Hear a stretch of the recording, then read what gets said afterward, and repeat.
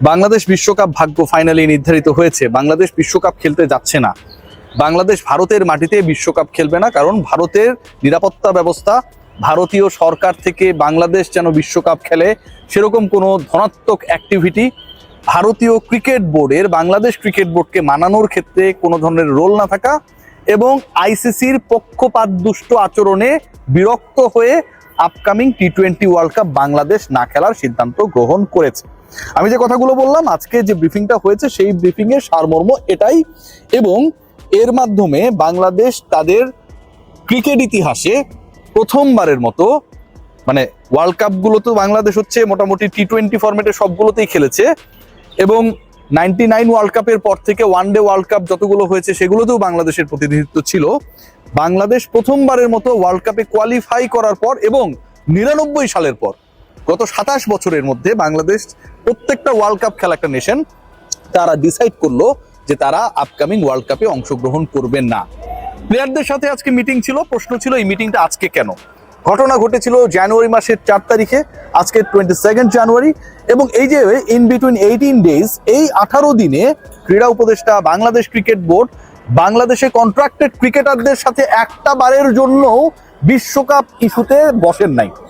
আজকে যখন ওই প্রেস ব্রিফিং চলছিল, বলা হলো, আসিফ নজরুল স্যার বললেন যে বিসিবির সাথে ক্রিকেটারদের যোগাযোগ সবসময় ছিল। তিনি হয়তো সেভাবেই জেনেছেন, সেটাই তিনি বলেছেন যে বাংলাদেশ ক্রিকেট বোর্ড তাকে জানিয়েছে আমাদের সাথে যোগাযোগ রয়েছে, কিন্তু ক্রিকেটারদের সাথে বাংলাদেশ ক্রিকেট বোর্ড কোনো মিনিমাম কমিউনিকেশনস রাখে নাই রিগার্ডিং দিস ইস্যু।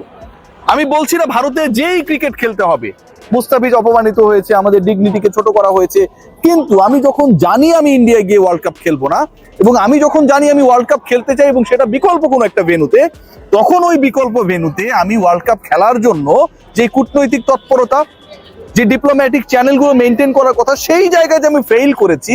আমি শুধুমাত্র একটা ভোট পেয়েছি, সেটা পাকিস্তানের কাছ থেকে, যেই পাকিস্তান বাংলাদেশের জায়গায় নামিবিয়া, সাইবেরিয়া হলেও আসলে ভোটটা ভারতের বিপক্ষেই দিত।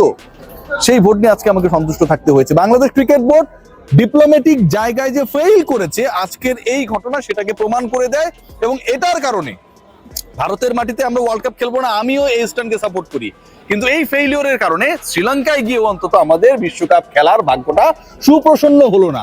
শ্রীলঙ্কাও জানিয়ে দিল যে বাংলাদেশের সাথে যদি তার গ্রুপ চেঞ্জ হয় বা বাংলাদেশ যদি সেই বি গ্রুপে চলে যায়, তাতে তাদের আপত্তি রয়েছে। খুব ভালো হয়েছে। খেয়াল করে দেখুন, ইন্টারেস্টিং কিছু ফ্যাক্ট আপনাদের সাথে শেয়ার করি।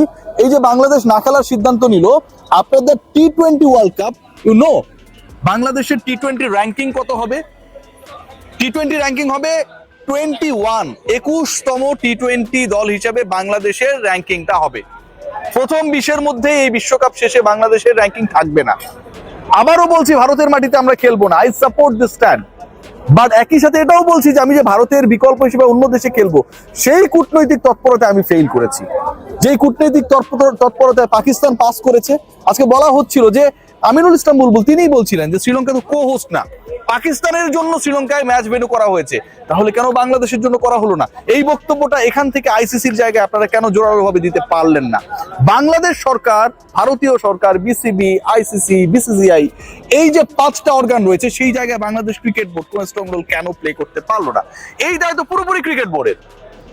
21তম র্যাঙ্কিং এ চলে যাওয়ার অর্থটা দাঁড়ায় যে বাংলাদেশ ক্রিকেট দল এর পরের যে ওয়ার্ল্ড কাপটা হবে, সেই ওয়ার্ল্ড কাপে খেলার আগে বাংলাদেশকে অনেকগুলো প্রি কোয়ালিফায়ার খেলা লাগবে। পিএনজি মানে Papua New Guinea, Vanuatu, Fiji, এই টাইপের দলের সাথে বাংলাদেশকে কোয়ালিফায়ার খেলতে হবে। ওসব দেশে গিয়ে কোয়ালিফায়ারের ভেন্যুটা আমার দেশে হবে না, ইন্ডিয়া পাকিস্তানেও হবে না, কারণ ভেন্যুটা হবে সেই সব দেশে যারা আসলে কোয়ালিফায়ার খেলবে। এরকম টাইপের দেশে কোয়ালিফায়ারে ভেন্যু হবে। ওই সমস্ত দেশে বাংলাদেশ যখন 97 আইসিসি ট্রফি জিতলো, সেই সময়টায় বাংলাদেশ মালয়েশিয়ার কিলাত ক্লাব মাঠে গিয়ে খেলেছিল না আইসিসি ট্রফি, ঠিক ওরকম ভাবে বাংলাদেশকে কোয়ালিফায়ার খেলতে হবে এরপরে 2028-এর টি-20 ওয়ার্ল্ড কাপে কোয়ালিফাই করার জন্য। আপনার র্যাঙ্কিং এখন 21 after this world cup. Bangladesh cricket board সরকারের উপর দায় চাপায়, আইসিসির উপর দায় চাপায়, বিসিসিআই এর উপর দায় চাপায়, কিন্তু নিজেরা যেই দায়টা নেয়ার কথা সেই দায়ের জায়গায় তারা প্রপার কোনো রোল প্লে করে না, করতে ব্যর্থ। আমার কাছে মনে হয় যে ঘটনা ঘটেছে, যেভাবে ঘটেছে, এবং এই ঘটনার রেসপন্সে বাংলাদেশ ক্রিকেট বোর্ড যেভাবে ফেইল করেছে, এটা আমাদের সবাইকে অ্যাড্রেস করতে হবে। ক্রিকেট কূটনীতিতে আমরা পাস করতে পারি নাই। পাকিস্তান বাংলাদেশ না খেললে তারাও নিজেদের উইথড্র করে নেবে, খেলবে না, এরকম কোনো ফর্মাল ডিসিশন এখন পর্যন্ত আমরা পাই নাই। আইসিসির মিটিং এ আমরা একটার বেশি ভোট অ্যারেঞ্জ করতে পারি নাই। আজকের এই ঘোষণা যখন দেয়া হচ্ছিল তখন বলা হচ্ছে বিসিসিআই, ভারতীয় সরকার বাংলাদেশ ক্রিকেট বোর্ডের সাথে প্রপার মেইনটেইন করে নাই, কোনো ধনাত্মক আমরা প্রতিক্রিয়া পাই নাই, পজিটিভ রেসপন্স আমরা পাই নাই। কেন পাই নাই? এই ব্যর্থতার জায়গাটা আসলে কার? বাংলাদেশ ক্রিকেট বোর্ড, এই যে ভারতীয় ক্রিকেট বোর্ডের কথা বলা হচ্ছে, দেখুন আমি কিছু ইন্টারেস্টিং ফ্যাক্ট আপনাদের সাথে শেয়ার করি, আমাকে আপনারা অনেকেই গাড়ি দিতে পারেন।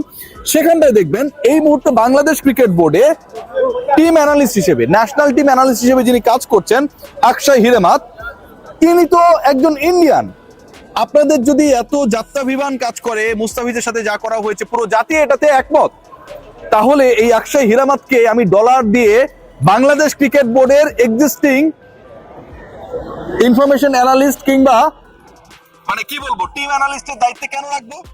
আমিনুল ইসলাম বুলবুল একদিকে বলছে আমরা ইন্ডিয়াকে পছন্দ করি না, যাব না, সিকিউরিটি থ্রেট রয়েছে, তারা আমাদের সাথে এটা করেছে ওটা করেছে। আবার আপনি আকশাই হিরেমাতের মতো একজনকে জাতীয় দলের অ্যানালিস্ট হিসেবে দায়িত্বে রেখেছেন, কারি কারি টাকা নিয়ে চলে যাচ্ছে। আমি তো মিথ্যা বলছি না ভাই, এটা তো ডাবল স্ট্যান্ডার্ড, বাংলাদেশ ক্রিকেট বোর্ডের ডাবল স্ট্যান্ডার্ড। আপনারা ফেইলিওর, আপনারা খেলতেও যেতে পারেন নাই, অন্য বিকল্প ভেন্যু অ্যারেঞ্জ করতে পারেন নাই, আবার ইন্ডিয়ান অ্যানালিস্টকে আপনার জাতীয় দলের দায়িত্ব রেখে দিয়েছেন। ইন্ডিয়ানরা, ভারতীয় ক্রিকেট বোর্ড, আইসিসি যদি বাংলাদেশ ন্যাশনাল টিমের ভালো না চায়, তাহলে ওই দেশের অ্যানালিস্ট আকশাই হিরেমাত বাংলাদেশ দলের কি ভালো চাইবে? তাহলে বুলবুল ভাই তাকে ডলার দিয়ে বাংলাদেশ জাতীয় দলের দায়িত্বে যে রেখেছেন, গত 18 দিনে এত ঘটনা ঘটার পরও তাকে টার্মিনেট করেন নাই, আপনার স্বার্থের জায়গাটা কোথায় আমি জানতে চাই। খেয়াল করে দেখুন, আরো একজন রয়েছেন যিনি আন্ডার 19 টিমের সাথে কাজ করছেন। আমাদের পাইপলাইনটা কিন্তু ওই আন্ডার 19 থেকেই শুরু হয়। যেই ক্রিকেটার আন্ডার 19 থেকে আসে তারা ন্যাশনাল টিমের গুরুত্বপূর্ণ পার্ট। সেখানটা আমরা সন্দীপ কুমারের কথা বলতে পারি। ইনিও বাংলাদেশ ক্রিকেট বোর্ডের বড় অঙ্কের ডলার এভরি মান্থ ড্র করেন, 5 স্টার রেসিডেন্সে থাকেন, ভারতে যাতায়াতের টিকিট পান, 24/7 গাড়ি পান, সবকিছুই পান। সো বাংলাদেশ ক্রিকেট বোর্ডের স্ট্যান্ডার্ডটা কি? তারা কি করতে চায়? পাকিস্তান তাদের সাথে নেই, ভারতীয়দের আমরা পছন্দ করি না, ভালো কথা, ভারতে আমরা যাবো না, ভালো কথা, আমরা কোনো বিকল্প ভেন্যু অ্যারেঞ্জ করতে পারলাম না, একটার বেশি ভোট পেলাম না, খারাপ কথা, আমরা আবার ওই ইন্ডিয়ান অ্যানালিস্টদেরকে বাংলাদেশ দলের সকল দায়িত্ব দিয়ে রাখছি। এটা কেমন কথা ভাই? এটা তো আসলে আপনাদের সেই স্ট্যান্ডার্ডের সাথে, আপনাদের সেই বোল্ডনেসের সাথে যায় না। বাংলাদেশ শেষ পর্যন্ত যাচ্ছে না এবং বাংলাদেশের টি-20 র্যাঙ্কিং 21তম হবে বিশ্বকাপ শেষে। পরবর্তী বিশ্বকাপে বাংলাদেশকে খেলতে হলে ভানুয়াতু, ফিজি, পাপুয়া নিউগিনি, চাদ, মালে, এই যে দেশগুলোর কথা বললাম, কঙ্গো প্রজাতন্ত্র, এই টাইপের কিছু কিছু দেশে বাংলাদেশকে যাওয়া লাগবে, কোয়ালিফায়ার খেলা লাগবে। সেখানটায় যদি বাংলাদেশ দলের সুপ্রসন্ন হয় ভাগ্যটা, তাহলে হয়তো বাংলাদেশ দল পরবর্তী বিশ্বকাপ, টি-20 বিশ্বকাপ খেলতে পারবে। বাংলাদেশের ক্রিকেটের আজকে একটা খুব আমার কাছে মনে হয় ব্যথার দিন, খারাপ দিন।